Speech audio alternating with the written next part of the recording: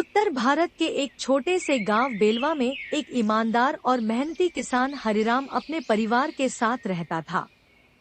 उसका जीवन कठिनाइयों से भरा था, लेकिन उसकी सबसे बड़ी पूंजी थी उसकी बेटी सीमा, जो पढ़ाई में होशियार, व्यवहार में सरल और बुद्धि में बेमिसाल थी। हरिराम के 2 बेटे भी थे, लेकिन उनमें उतनी समझदारी और जिम्मेदारी नहीं थी जितनी सीमा में थी। हरिराम रोज सुबह सूरज उगने से पहले खेत चला जाता था।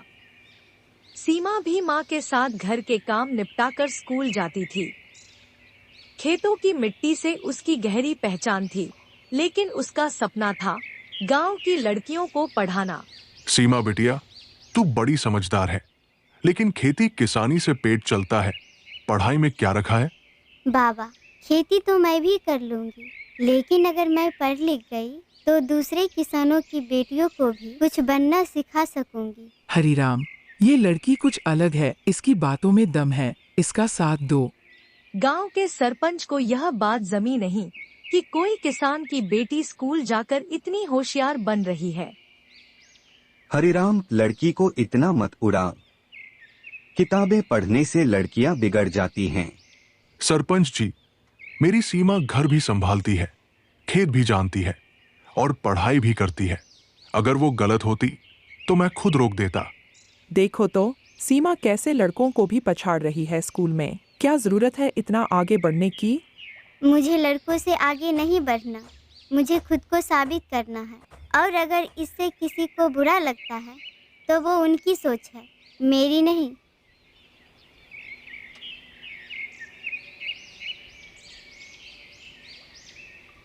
सीमा ने 12वीं में जिले में टॉप किया। अखबार में उसका नाम छपा, लेकिन यही बात गांव वालों को चुभने लगी।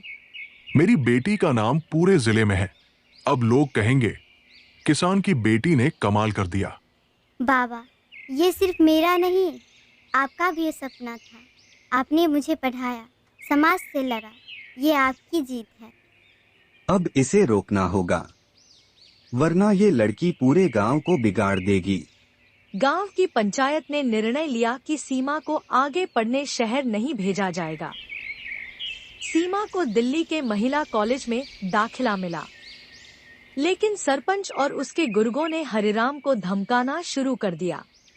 अगर तेरी बेटी शहर गई तो तुझे गांव में रहने नहीं देंगे।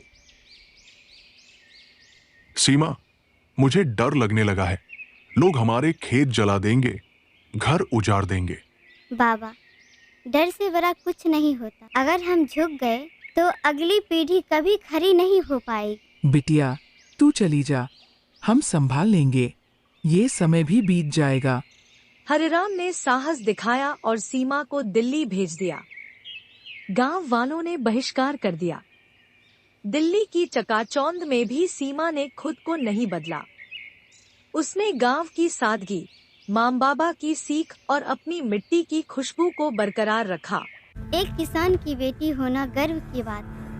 जो खेत में हल चला सकता है, वो दुनिया को बदलने की ताकत भी रखता है।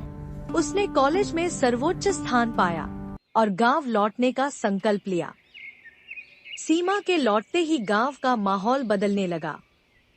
जो लोग पहले विरोध करते थे, वहीं अब अपने बच्चों को स्कूल भेजने लगे।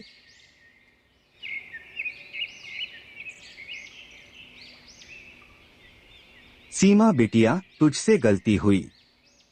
तू सच में गांव का गौरव बन गई है।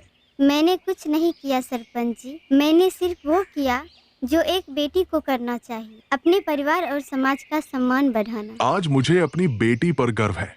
ये सिर्फ मेरी नहीं, पूरे गांव की बेटी है। किसी ने सच ही कहा है, अगर एक बेटी पढ़ जाती है तो एक पीढ़ी संवर जाती है।